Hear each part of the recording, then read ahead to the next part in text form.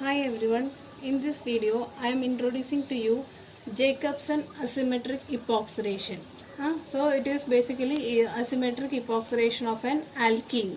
Unfunctionalized alkenes are epoxidized by Jacobson's catalyst. So this is a Jacobson catalyst. It is a manganese silane complex in which manganese in 3 oxidation state plus 3 oxidation state.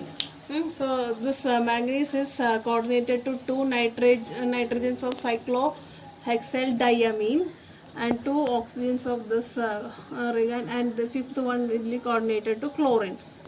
So chiral manganese 3 saline complexes are called Jacobson catalyst, and this is epoxidation is done in presence of some terminal oxidants such as PHIO or NaOCl are employed as terminal oxidation for this Jacobson epoxidation.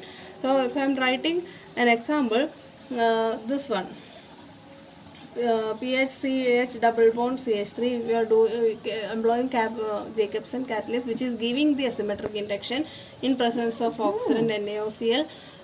Dichloromethane as a solvent at 0 degrees Celsius, you will be getting this epoxide in high enantiomer purity. The interesting thing of this reaction is that simple alkenes are oxidized with high enantiomer purity, that is high asymmetric induction. That, for example, this one, simple alkene attached to benzene, same Jacobson catalyst and oxidant PHIO or NaOCl, you will be getting the epoxidation at this alkene, or this double bond will be getting epoxidized. Coming into the mechanism of this epoxidation is not fully understood, but it has been proposed that the oxidant, terminal oxidant, oxidizes the Mn3 plus complexes into Mn4 complex, then which oxidizes the alkene. That is believed to be happening. So there are three possible reaction pathways, such as it may be concerted, or it may be through metallooctane, or it could be a radical pathway. So either concerted or metallooctane pathway, or third one radical pathway. So the most accepted one is a concerted pathway, which I would like to show you in a schematic form. So this is how manganese 3 complexes, for simplicity I am showing the cyclohexyldiamine, the nitrogens, oxygen and the chlorine, and oxidant, this will be getting oxidized to +4 oxidation state, which is the active catalyst of the reaction. Now in order to show the concerted pathway, so in the first pathway, this will be coordinating with our alkene that I am going to show here. So the pi bond and the oxygen will be involved in a 3-membered cyclic intermediate, and the oxygen will be delivered to the alkene, so that you could write it as PHMe in this manner. So this is delivered from the catalyst, and the catalyst then become Mn and in 3 oxidation state. Okay, OOCl. So here it was in +4 oxidation state. After the reaction, this will be in +3 oxidation state. So this is the one pathway which I want to show you. The other pathway, which is this is called concerted pathway. Concerted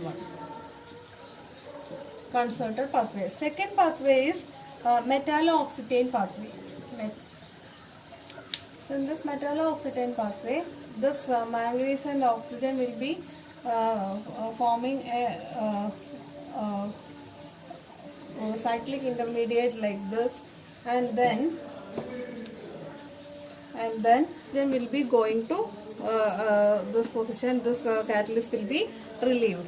So catalyst will be in this manner, and you will be getting the oxygen from the catalyst. Okay, so this will be like O plus or initial catalyst. So this is the metallooctane pathway.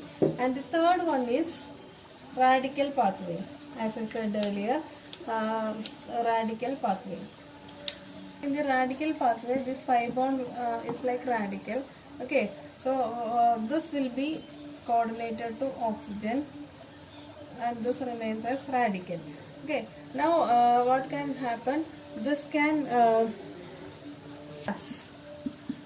to give this epoxidation over here, plus along the catalyst, along with the regeneration of the catalyst, or it can undergo rotation,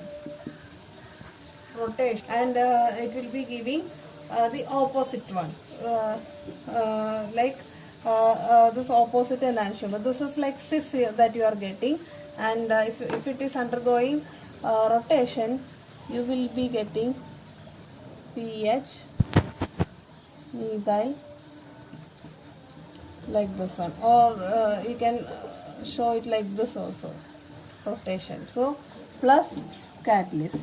So two geometrical isomers of the epoxides will be formed if you are following the radical pathway. So the most common one was the concerted one. So that's about Jacobson asymmetric epoxidation.